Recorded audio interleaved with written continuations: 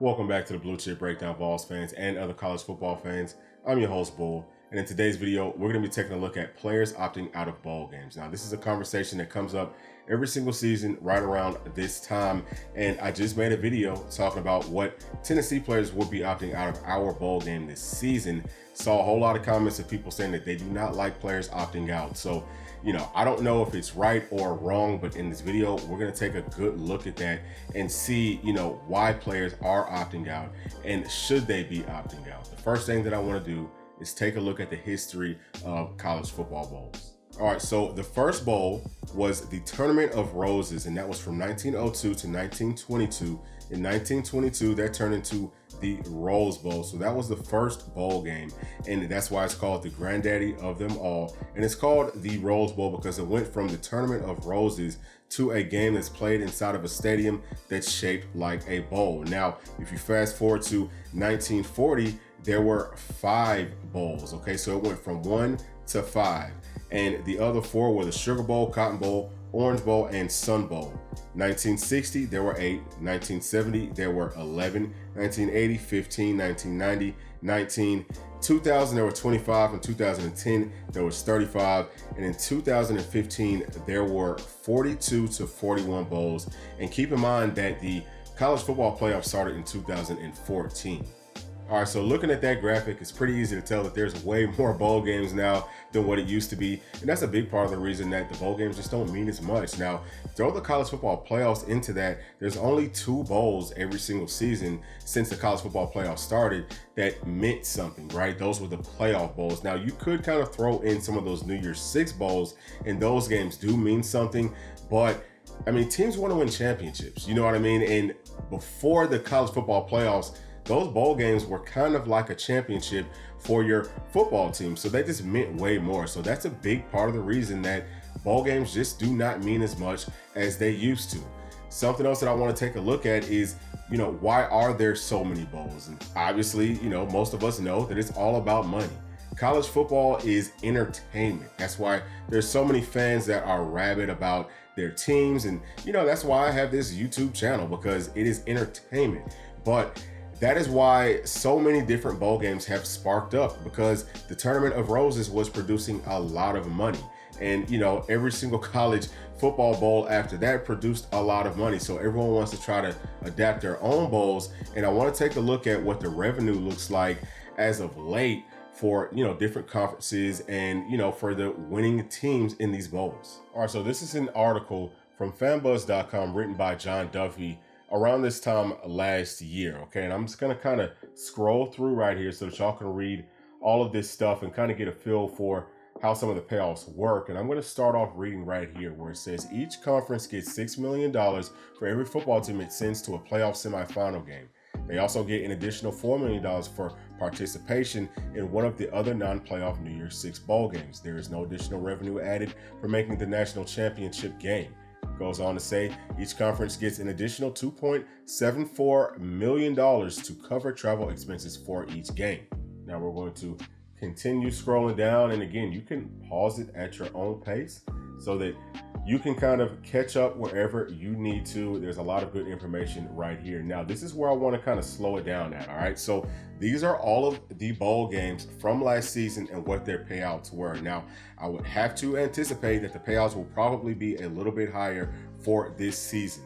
That's just how these things go. The revenue tends to increase every single year. Now, you can kind of look and see how much each winning team is going to get paid after these bowl games. Now, I want to kind of fast forward just a little bit for my volunteer fans to this Gator Bowl. That's probably where we're going to be going. Last season, the winning team got paid $5.3 million. All right, so I'm just going to continue to scroll through for all of the rest of these bowl games. All right, so right there, you can see that the conferences are getting paid off of these bowl games.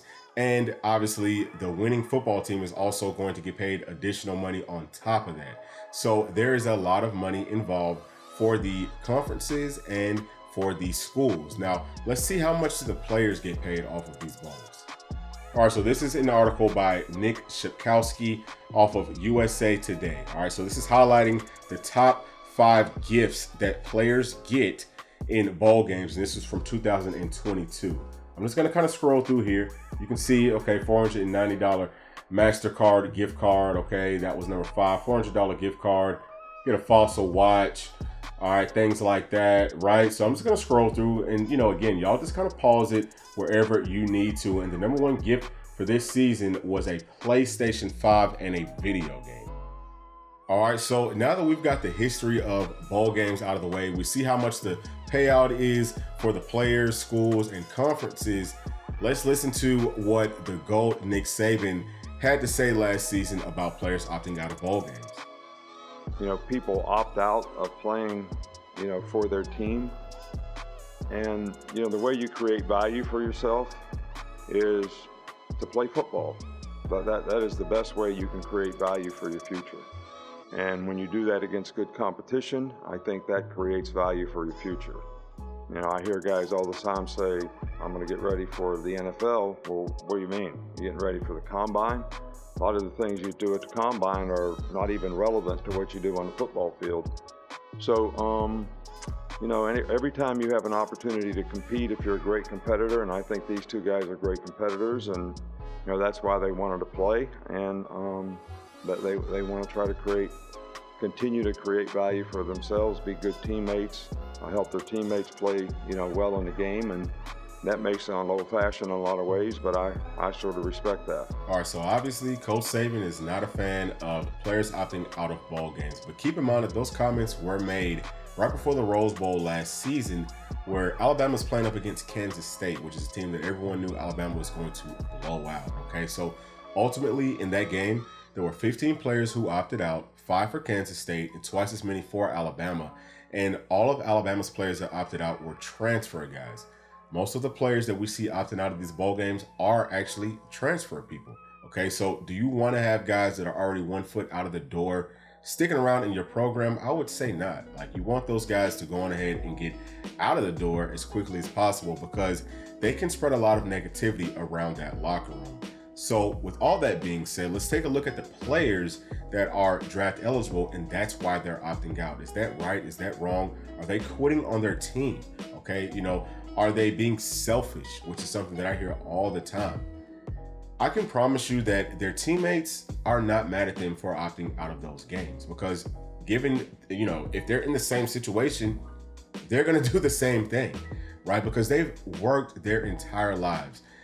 Most of their lives literally has been spent on getting better at their craft, which is what they're doing right now. They've been preparing to get themselves to the NFL. Their families have put in thousands of dollars, countless, hours of time working with them from the time that they're little, taking them here, taking them there, getting them with the correct trainers, all of that, learning more about the game, helping them out with their schoolwork, which is a really big part of being able to make it to the next levels. Is, you've got to be able to pass all your classes. You've got to have a certain GPA and all that good stuff to even make it into college. So a lot of what they're doing literally has just been to get to the NFL. Now, let's not forget, okay, please let's not forget that you've got to be out of high school for 3 years to be eligible to enter into the NFL draft.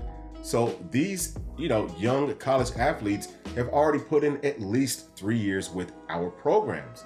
Are we really going to discredit 3 years at least worth of work? In most cases, some guys will be transferred in guys, but in most cases, guys have put in at least 3 years of work and sacrificed for your program. Do we discredit all that just over one game that, at least in Tennessee's case, is a meaningless game? It's a game to help generate money for everybody else except for the players, okay?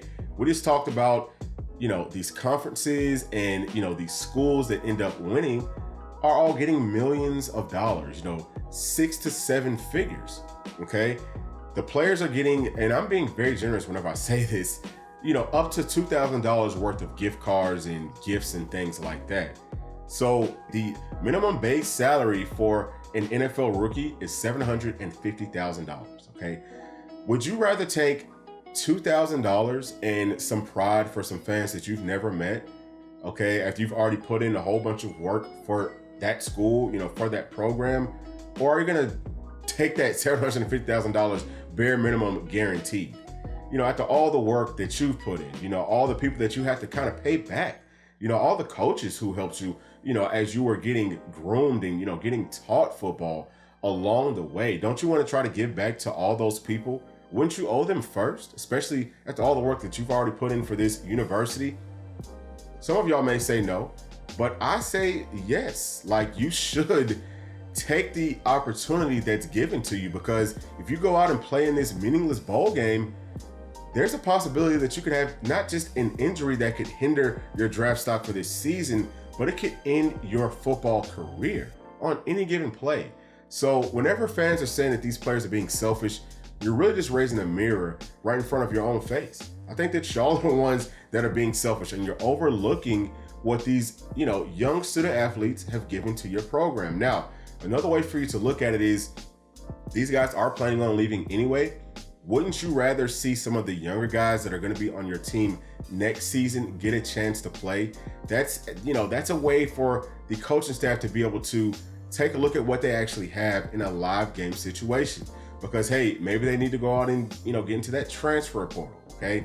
That's a way that your team could get helped out at, right? Maybe there's something in that player's game that you can't see in practice, but you can see in those live reps on the football field, right? And then also, their teammates are going to be happy to get the opportunity to actually be able to play. Some of these guys are backups, and now they're getting a chance to play on a big stage. That's going to mean more to them, okay? And I promise you, they're probably going to be playing harder than the guys that didn't really want to stay anyway, for this bowl game, that are staying and, they're trying not to get hurt, et cetera, et cetera.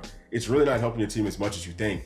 Another place for you to take a look at is high school players do not really care about what bowl games you've won unless they are playoff bowl games, okay? Just winning meaningless bowl games does not mean a thing to these high school players. What's going to mean a lot more are the players that you're getting drafted. So if you have a guy that is draft eligible, okay, that knows for sure that he is going to be getting picked, especially, again, for us as Tennessee fans, it's going to mean a whole lot more for us to have more players getting drafted than it is those guys sticking around for these bowl games.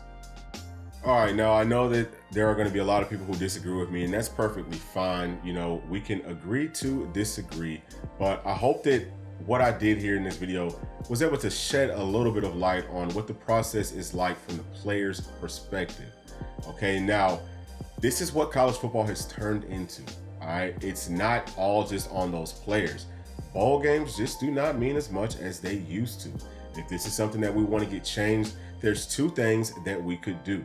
We could either minimize the amount of bowl games that are played and increase the prestige of the bowl games that are played like it was back in the day, or we could expand the playoff system to encompass a lot more of these bowls, if not all of these bowls. Some people will also be against that, but that's the only way for this to mean more to these young football players, okay? You have to be able to keep in mind what the players are going through. You cannot just discount and discredit the way that they feel, because they're really the ones that's putting in all the work, all the time, all the effort, putting their bodies on the line every single day for our programs.